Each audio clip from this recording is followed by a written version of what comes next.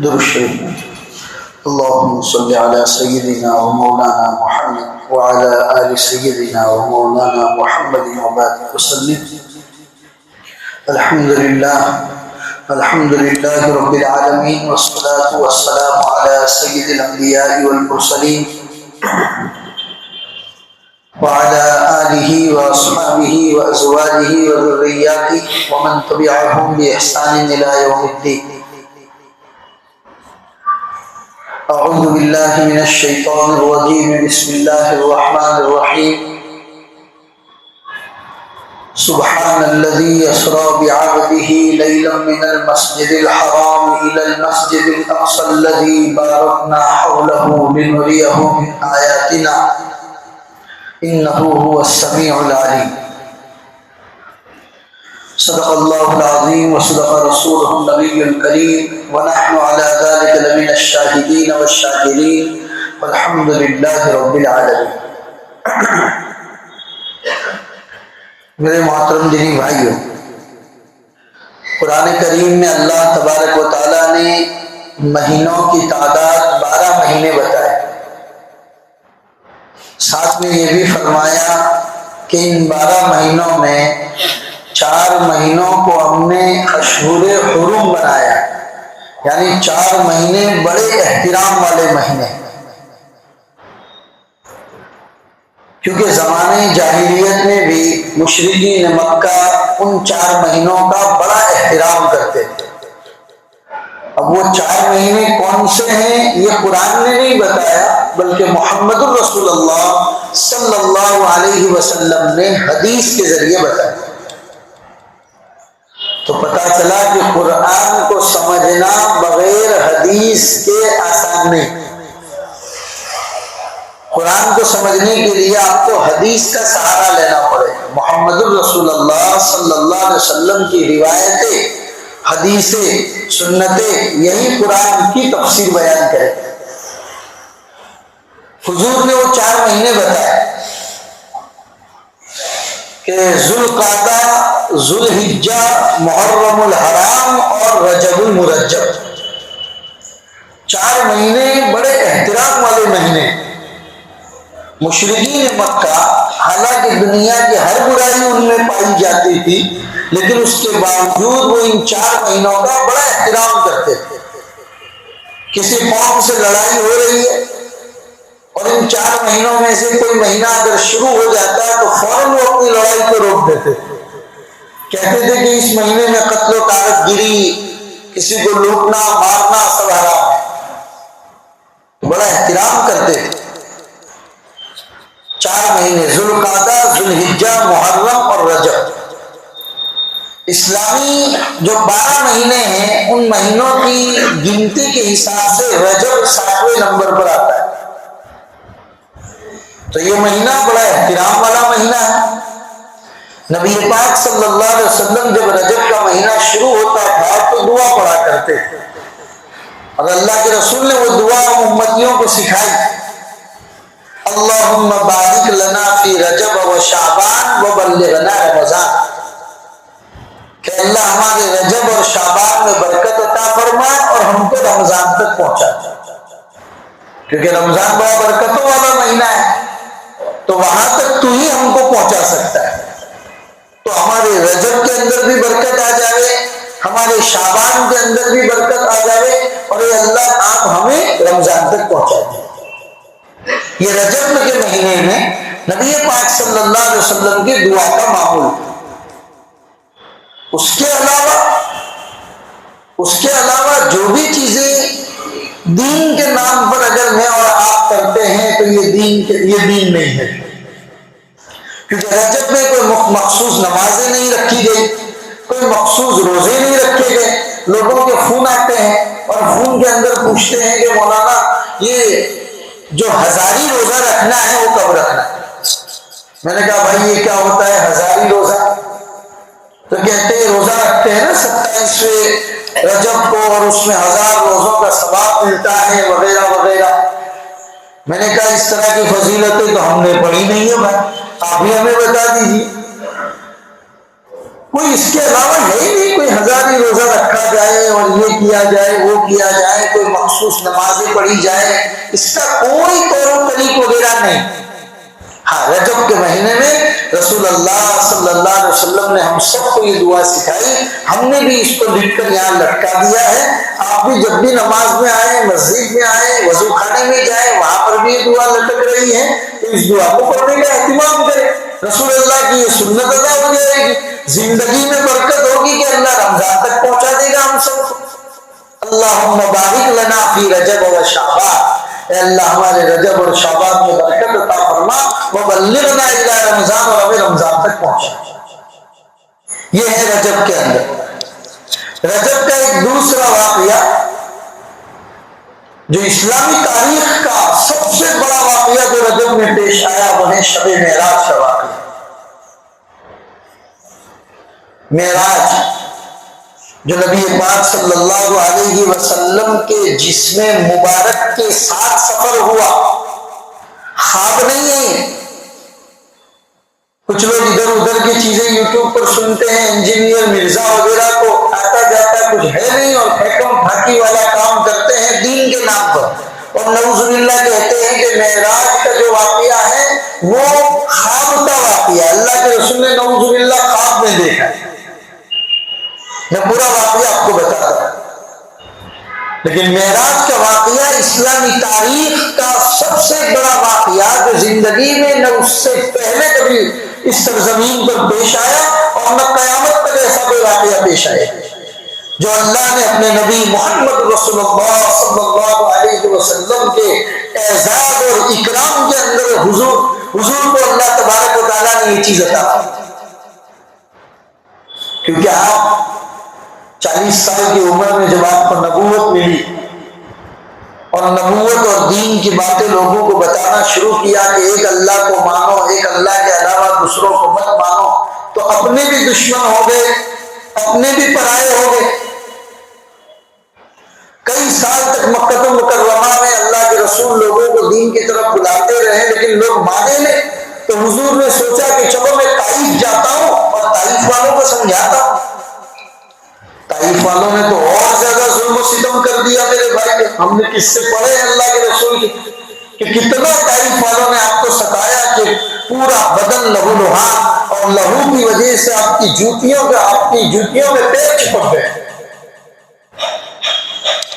تب اللہ کے رسول جب مکہ واپس آئے، یہ تو ہم خالی بول رہے ہیں آپ کو سنا رہے ہیں، لیکن حضور کے ساتھ پریکٹیکلی جب یہ ہو رہا ہوگا، پتھروں کی بارش برس رہی ہوگی، اس وقت آسمان کے فرشتوں کا کیا عالم ہو، وہ اللہ سے کیا گزارش کر رہے ہوں گے، اللہ جس نبی کے لیے آپ نے یہ کائنات بسائی، یہ دنیا بسائی، اس نبی کو بے سر و سامانی کے عالم میں کوئی ان کا سپورٹر نہیں، کوئی ان کا ہیلپر نہیں، اور اس نبی کو ان پتھروں کے ساتھ مارا جا رہا۔ بہرحال طائف کے ان حالات کے بعد جب آپ مکہ واپس آئے تو نبی کی اندر کی جو غمگینی تھی، مایوسی تھی، وہ اللہ کو دیکھی نہیں تھی۔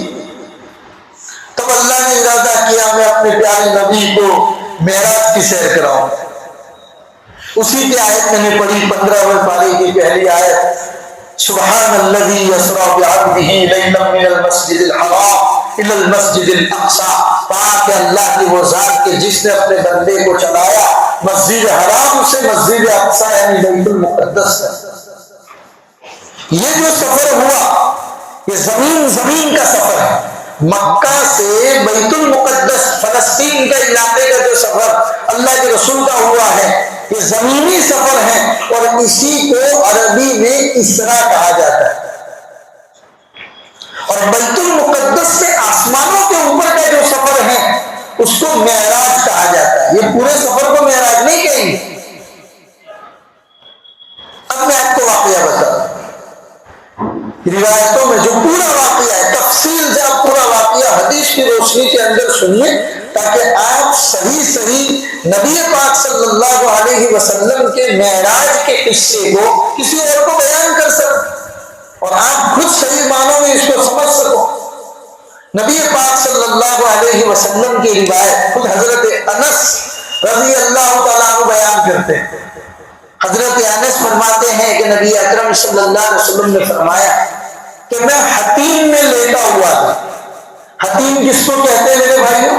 کعبہ کے بازو میں چولہے جیسا جو بنا ہوا ہے نا گول گول راؤنڈ میں, اس کو حتیم کہتے ہیں. اس میں اگر آپ نے 2 رکعت نماز پڑھی نا, عمرہ میں گئے, حج میں گئے, اور اس میں اگر آپ نے 2 رکعت نماز پڑھی تو کعبہ کے اندر نماز پڑھنے کا ثواب ملے. تو روایتیں 2 ہیں. ایک روایت ہے کہ اللہ کے رسول صلی اللہ علیہ وسلم نے فرمایا میں حتیم میں لیٹا ہوا, اور ایک روایت میں اللہ کے رسول فرماتے ہیں میں ام حانی کے گھر پہ لیٹا ہوا. بہرحال ہو سکتا ہے ام حانی کے گھر پہ لیٹے ہو اور وہاں سے اٹھ کے حتیم میں آئے ہو اور پھر اللہ کے رسول کا سفر شروع ہوا ہو, تو دونوں باتیں ممکن.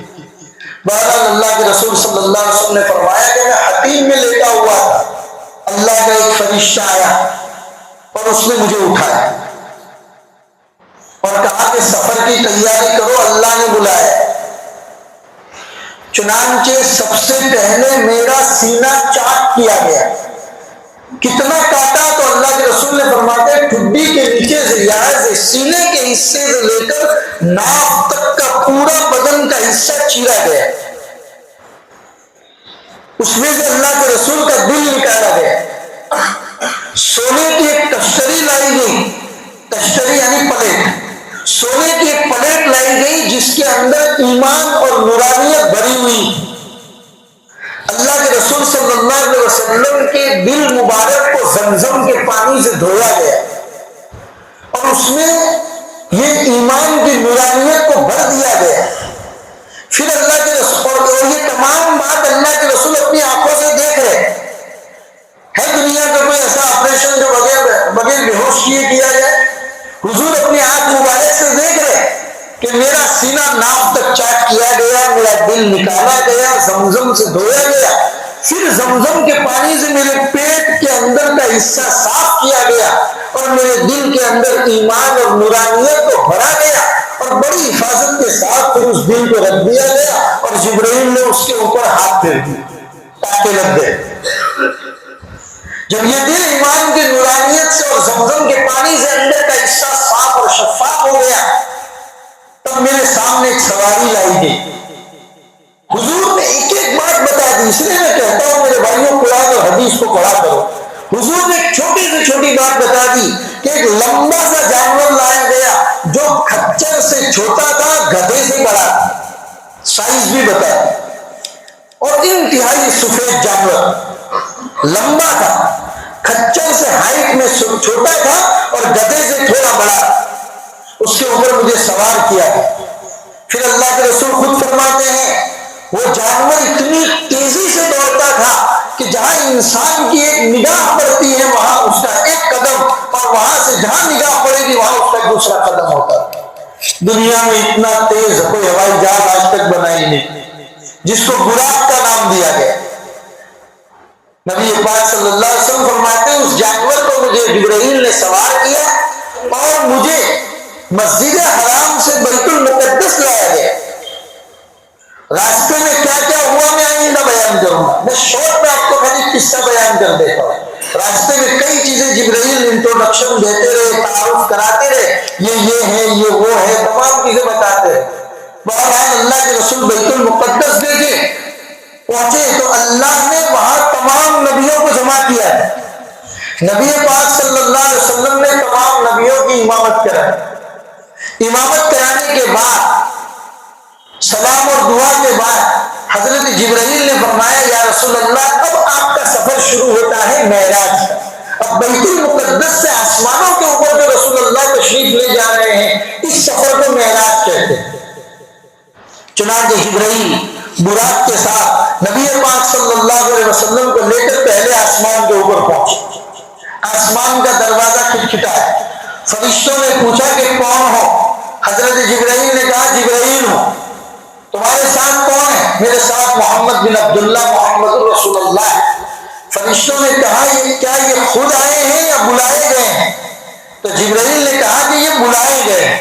تو فرشتوں نے کہا کہ ان کا آنا خوب خوب مبارک ہو, ہم ان کا خیر مقدم کرتے ہیں. یہ کہہ کر دروازہ کھولا, پہلے آسمان کا دروازہ جیسے ہی کھلا، حضرت آدم علیہ السلام سامنے کھڑے تھے، جبرائیل نے انٹروڈکشن دیا، جبرائیل تعارف کرا رہے، یا رسول اللہ یہ تمہارے ابا حضرت آدم ہیں، ان کو سلام کیجئے۔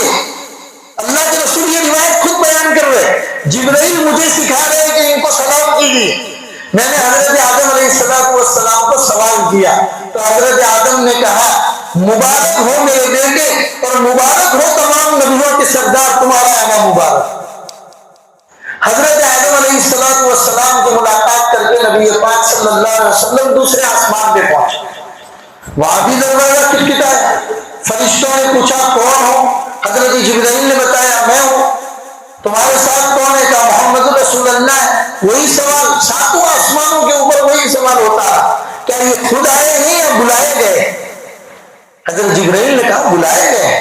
چنانچہ دوسرا آسمان کا دروازہ کھولا گیا، جیسے ہی دوسرا آسمان کا دروازہ کھولا تو وہاں اللہ کے دو نبی حضرت یحییٰ علیہ السلام اور حضرت عیسیٰ علیہ السلام، یہ دونوں آپس میں خالازاد بھائی تھے۔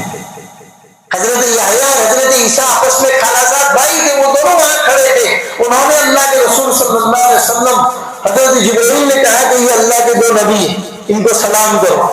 اللہ کے رسول نے دونوں کو سلام کیا، دونوں نے اللہ کے رسول کو کہا ہمارے بھائی آپ کا آنا مبارک ہو، ہم آپ کا خیر مقدم کرتے ہیں۔ حضرت جبرائیل اللہ کے رسول صلی اللہ علیہ وسلم کو لے کر تیسرے آسمان پہ پہنچے، تیسرے آسمان کا دروازہ کھٹکھٹایا، وہی فرشتوں سے بات چیت ہوئی۔ جب تیسرے آسمان کا دروازہ کھولا گیا تو اللہ کے نبی حضرت یوسف علیہ السلام وہاں پر تشریف فرما۔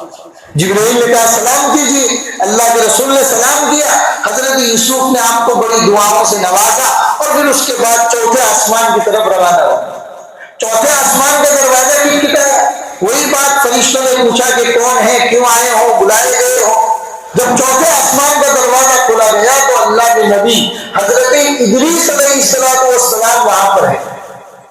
اب یہاں رک کے میں آپ کو بتا دوں، حضرت ادریس علیہ السلام اللہ کے وہ نبی ہیں جن کو دنیا سے زندہ اٹھایا گیا، اور آج بھی جیسے دنیا میں وہ زندہ تھے چوتھے آسمان پر بھی وہ زندہ ہے۔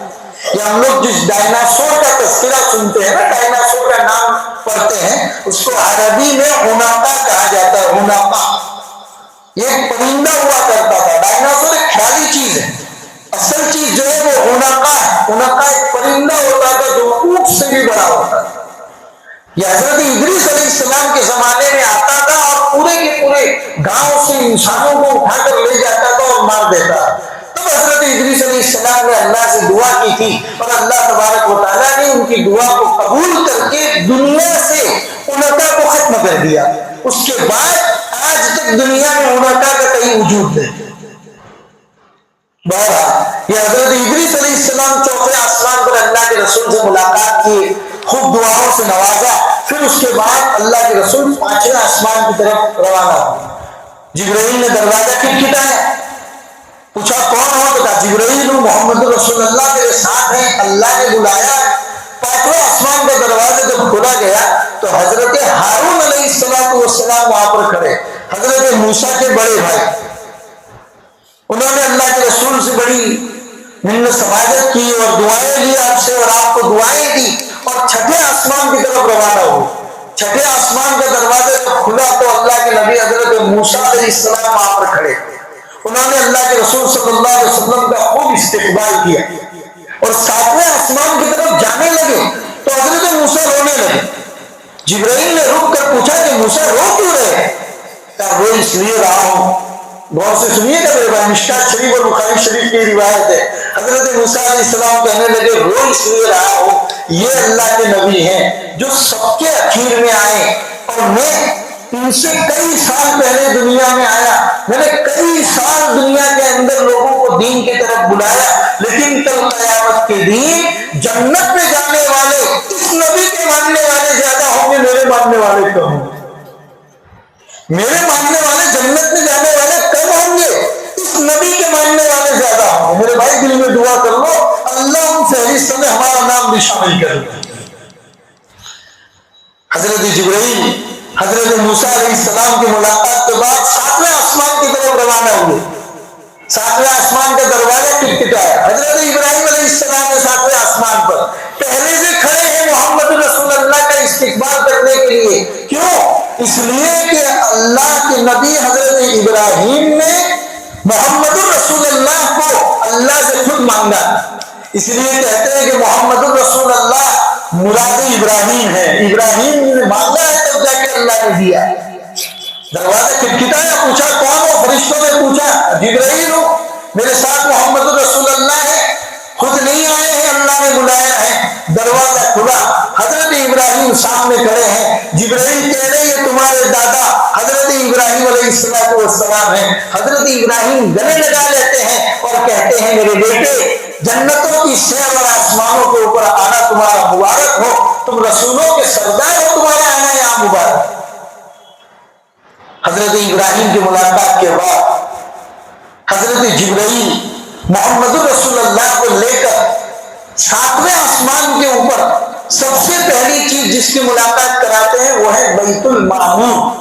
جیسے دنیا میں بیت اللہ ہے جس کا ہم طواف کرتے ہیں، اسی کے سینٹر میں اوپر جہاں آج بیت اللہ ہے، اسی کے سینٹر میں اوپر ساتویں آسمان پر اللہ نے ایک بیت اللہ اور بنایا ہے جس کا طواف فرشتے کرتے ہیں. روزانہ 70,000 فرشتے طواف کرنے کے لیے اس میں داخل ہوتے ہیں، اور جس فرشتے کی باری آج آ گئی قیامت تک اس کی باری دوبارہ نہیں آئے. یہ میں نے بیچ میں آپ کو اس لیے سنایا کہ کبھی بھی اپنی عبادت پہ گھمنڈ مت کرنا. اللہ کو میری اور آپ کی عبادتوں کی کوئی ضرورت نہیں ہے. اس کے انٹروڈکشن کے لیے، اس کی پہچان کے لیے اللہ نے ایسے فرشتے پیدا کر کے رکھے ہیں کہ جو ایک ایک منٹ میں 70,000 اس کا طواف کرتے ہیں اور قیامت تک ان کی باری نہیں ہے. اتنے اس کے نام لینے والے لوگ موجود ہیں. قل هو اللہ احد اللہ الصمد، وہ بے نیاز ہے، اس کو میری اور آپ کی کوئی ضرورت نہیں. اس لیے عبادت کی اگر اللہ توفیق دیتا ہے تو اپنا بھلا سمجھ کے کرو، اللہ کو کوئی ضرورت نہیں ہے ہماری ان ٹوٹی پھوٹی عبادت کو. بہرحال بیت المعمور کا زیارت کروائی، اور بیت المعمور کی زیارت کروانے کے بعد حضرت جبرائیل علیہ السلام نبی پاک صلی اللہ علیہ وسلم کو لے کر ایک جگہ پر پہنچے جس کو سدرۃ المنتہا کہا جاتا ہے. منتہا اینڈ اسٹاپ، اس کو منتہا بولتے ہیں، اور سدرا بولتے ہیں بیری، بورڈ جس کو ہم بولتے ہیں نا بورڈ، ہاں اس کو عربی میں سدرا کہا جاتا ہے. تو وہاں پر بیری کا درخت تھا. نبی پاک صلی اللہ علیہ وسلم نے صحابہ کو فرمایا کہ اس بیری کے درخت کے پتے اتنے بڑے تھے جیسے کہ ہاتھی کے کان ہوتے، اور وہاں بیر اتنے بڑے بڑے تھے جیسے کہ بڑے بڑے مٹے رکھے ہوئے ہوں، اور اس سدرۃ المنتہا کے جھاڑ کے اوپر فرشتوں کی نورانیت سے ایسا چراغا کیا ہوا تھا، ایسی روشنی کی ہوئی تھی محمد رسول اللہ کے استقبال کے لیے.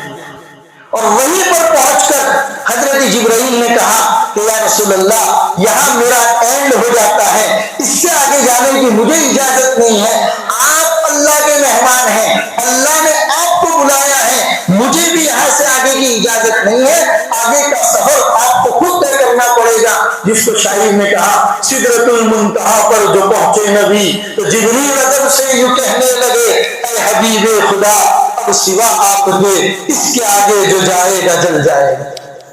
کسی کی طاقت نہیں ہے، کسی فرشتے کی طاقت نہیں ہے. یہ وہ بارڈر ہے جس بارڈر کے باہر جبرائیل جو فرشتوں کا سردار ہے وہ کبھی نہیں گیا. یہ صرف محمد رسول اللہ کا اعزاز ہے. اللہ نے زمین سے اٹھا کر آسمان پر سدرۃ المنتہا کے آگے تک پہنچایا. اور وہاں آگے کیا ہوا؟ وہاں آگے اللہ اپنے نبی سے، اللہ کے نبی اپنے اللہ سے کتنے قریب ہوئے، اور اللہ نے اپنے نبی کے اوپر کیا کیا وحی کی چیزیں اتاری. قرآن کریم نے اس کو بیان کیا ثم دنا فتدلى فكان قاب قوسين او ادنى. 27ویں پارے میں کہا گیا اللہ کے نبی قریب ہو گئے، اور اتنے قریب ہوئے جیسے کہ تیر اور کمان جتنا نزدیک ہوتا ہے اتنا اللہ کے نبی اپنے اللہ سے قریب ہو گئے. اور اللہ نے بعض مخصوص وحی اپنے نبی کے اوپر اتاری. اور وہی چیز تھی جب اللہ نے اپنے نبی کی ملاقات کی. ملاقات کرنے کے بعد جب واپس دنیا کے اندر آنے کی تیاری ہونے لگی تب تحفے کے طور پر اللہ اللہ نے نماز اپنے نبی محمد رسول اللہ کو عطا فرمائی. 50 نمازیں 50 نمازیں لے کر جبرائیل کے ساتھ واپس روانہ ہوئے. 7ویں آسمان پر حضرت ابراہیم کی ملاقات کر کے 6ٹھے آسمان پر حضرت موسیٰ کے پاس آئے تو حضرت موسیٰ نے کہا یا محمد الرسول اللہ، میں آپ کو بتانا چاہتا ہوں میں بنی اسرائیل میں رہا ہوں، میری قوم انتہائی ٹیڑھی قوم تھی، میں جانتا ہوں کہ یہ 50 نمازیں آپ کی امت ادا نہیں کر سکے گی، جائیے ابھی موقع ہے اپنے اللہ کے پاس جا کر کچھ نمازوں کو کم کروا لیجیے. حضرت موسیٰ کے کہنے سے محمد رسول اللہ گئے. پہلی مرتبہ میں اللہ نے 10 نمازیں کم کر 40 نمازیں لے کر آئے تو حضرت موسیٰ نے وہی بات کہی، مجھے معلوم ہے آپ جائیے کم کرا دیجیے، آپ کی امت 40 نمازیں نہیں پڑھ پائے. نبی پاک صلی اللہ علیہ وسلم دوبارہ گئے. اب 5 نمازیں کم ہو رہی ہے، اخیر میں 5 نمازیں بچی. حضرت موسیٰ پھر کہہ رہے ہیں کہ یا رسول اللہ اب بھی جائیے، مجھے معلوم ہے آپ کی امت 5 نماز ادا نہیں کر پائے گی. رسول اکرم صلی اللہ علیہ وسلم نے فرمایا بار بار جاتے ہوئے اب مجھے شرم آتی ہے، کہیں ایسا نہ ہو ہر وقت 5 نمازیں کم ہوتی رہی، اگر اب بھی گیا اور اللہ نے یہ 5 بھی کم کر دی تو اپنی امت کے لیے کیا تحفہ لے کر جاؤں. اللہ نورانیت برسائے حضرت موسیٰ کی قبر پر. جانتے تھے آج ہم سے 5 نمازیں بھی ادا نہیں ہو پاتی میرے بھائی. 5 وقتہ نماز مسجد کے اندر ایک نماز مشکل سے 10 منٹ کی ہوتی ہے، 5 نمازیں 50 منٹ کی، یعنی 1 گھنٹہ بھی اللہ نہیں مانگتا ہے 24 گھنٹے میں سے، وہ اس کے اندر بھی ہم سے کوتاہیاں ہو رہی. بہرحال یہ نمازوں کا تحفہ لے کر نبی پاک صلی اللہ علیہ وسلم مکہ واپس آئے. اسی رات میں اللہ نے سورہ بقرہ کی آخری آیتیں جو ہم لوگ پڑھتے ہیں للہ ما فی السماوات و ما فی الارض آمن الرسول لا یکلف اللہ نفسا الا وسعها، یہ آیتیں اللہ نے اسی رات میں اتاری تھی. بڑی برکت والی آیت. اس لیے کبھی قبرستان جاؤ اپنے کسی رشتے دار کی قبر کے اوپر تو ان آیتوں کو یاد کر لو. ہم اللہ والوں کی قبروں پہ جاتے ہیں لیکن ہم کو پتہ ہی نہیں، ہم نے چادر چڑھانے کو عبادت سمجھا، ہم نے ناریل چڑھانے کو عبادت سمجھا، ہم نے مٹھائی چڑھانے کو عبادت سمجھا. عبادت ہے نا. آپ اگر اللہ کے ولی سے پیار کرتے ہیں، محبت کرتے ہیں، ان کی قبر پر فاتحہ پڑھنا چاہتے ہیں، یہ طریقہ ہے جو ہم آپ کو بتانا چاہتے ہیں. جائیے ان کے سرہانے پر کھڑے رہیے، وہاں کھڑے ہو کر سورہ فاتحہ پڑھے الحمدللہ رب العالمین اور سورہ بقرہ کی پہلی آیتیں آپ چاہیں گے 2 دن میں یاد ہو جائے گی، الف لام میم ذالک الکتاب لا ریب فیہ. اور پھر پیر کی طرف آ جائیے اور پیر کی طرف کھڑے ہو کر آمن الرسول بما، والی جو آیتیں سورہ بقرہ کی آخری آیتیں 3 پارے کے اندر، ان آیتوں کو پڑھیے. پورا قرآن اشارے ثواب کرنے کا آپ کو ثواب ملے گا. یہ طریقہ ہے میرے بھائی. بہرحال نبی پاک صلی اللہ علیہ وسلم جب معراج سے واپس اپنے گھر پہ تشریف لائے تو کہتے ہیں حضور غسل کر کے وضو کر کے جب مکہ سے روانہ ہوئے تھے، واپس آئے تو وہ پانی ابھی باتھ روم میں بہ رہا تھا. جس بستر سے اٹھ کر اللہ کے رسول معراج کے سفر پہ روانہ ہوئے تھے وہ بستر ابھی بھی گرم تھا. یعنی انتہائی تھوڑے سے وقت کے اندر نبی پاک صلی اللہ علیہ وسلم کو اللہ نے مکہ سے فلسطین تقریباً 3500 کلومیٹر سے بھی زیادہ کا علاقہ ہے وہ سفر کرایا، وہاں سے آسمانوں کی سیر کرائی اور واپس آئے تب تک بستر ابھی تک گرم تھا. اتنے وقت کے اندر یہ ہے معراج کا سفر جو نبی پاک صلی اللہ علیہ وسلم کو پیش آئے. معراج کے سفر سے کیا کیا قصے ہیں اور اس سے کیا کیا عبرت لینی ہے انشاءاللہ اس کو ہم آئندہ کل پڑھیں گے. لیکن سب سے بڑی بات جو اس میں ہم کو جاننے کو ملی وہ یہ تھا کہ معراج میں اللہ نے اپنے نبی کو تحفے کے طور پر نماز عنایت فرمائی تھی. نبی کا یہ تحفہ ہے امت محمدیہ کو دیا ہوا، لہٰذا اس میں ہرگز کوتاہی نہ کریں گے اور اس نماز کو درست طور پر ادا بھی کریں. لہذا اسی سلسلے میں آئندہ کل محمد پورہ کی مسجد میں 2 بجے سے لے کر 4 بجے تک 2 گھنٹے کا نماز کا ایک ورک شاپ رکھا ہے. سمجھ رہے ہیں آپ میری بات کو؟ نماز تاکہ کتنے ہمارے نوجوان بھائی جینس پینٹ پہنتے ہیں، ٹراؤزر پہنتے ہیں، صحیح طریقے سے استنجا نہیں کر پاتے. پیشاب لگی ہے، جائیں باتھ روم میں جا کے بیٹھ گئے، پیشاب کے قطرات برابر ٹپکے کہ نہیں ٹپکے وہ جینس پینٹ چڑھا دی اور آ گئے اور قطرات کے ٹپکنے کی شکایت ہو جاتی ہے. یہ ان کی پاکی اور نماز کو بھی برباد کرتی ہے. اور اگر डॉक्टरी हिसाब से देखा जाए तो वो कोठड़ी जिसमें पेशाब रुकता है वो भी आहिस्ता आहिस्ता कमजोर पड़ना शुरू हो जाता है। लिहाजा तहारत और पाकी के कुछ मसाइल, हमारे नौजवान का आज का खाना पीना फास्ट फूड ऐसा हो गया कि नौजवान मजी का शिकार हो गया। चिकना पानी जो आता है उसको मजी बोलते हैं अरबी में। कई नौजवानों को इसकी शिकायत हो गई है, पैंट निकालते हैं या कपड़ा उतारते हैं तो महसूस करते हैं कि कोई चिकना मादा वहां पर पाया गया। अब पाकी नापाकी के क्या मसले हैं पता ही नहीं हमारे नौजवान को मेरे भाई। लिहाजा इस तरह के पाकी नापाकी के मसाइल, नमाज के कुछ जरूरी मसाइल जिससे हमारी अहम नमाज अदा हो, तो 2 घंटे का वर्कशॉप है, 2 बजे से लेकर 4 बजे तक। इंतहाई एक अहम आदमी तर्केसर से हमने बुलाया है उनको, ये जमीयत के प्लेटफॉर्म से ये प्रोग्राम किया जा रहा है मोहम्मदपुरा की मस्जिद में। खूब तादाद में हमारे नौजवान भाई भी पहुंचे, बड़ी उम्र के लोग भी पहुंचे और अपने दोस्तों अहबाब को लेकर जाए। नमाज के और पाकी के लिए 2 घंटे जरूर फारिग करें। इंशाअल्लाह इस मुहिम को चलाए और लोगों की कसीर तादाद के अंदर वहां पर पहुंचे। 4 बजे आपको फ्री कर दिया जाएगा, नमाज के मसाइल मालूम करके आए। अल्लाह तबारक व तआला इन बातों पर हमको अमल की तौफीक अता फरमाए। मेराज की किस्से में जो भी इबरत की चीजें हैं अल्लाह हमें इबरत लेने की तौफीक अता फरमाए। वसल्लल्लाहु अलैहि नबी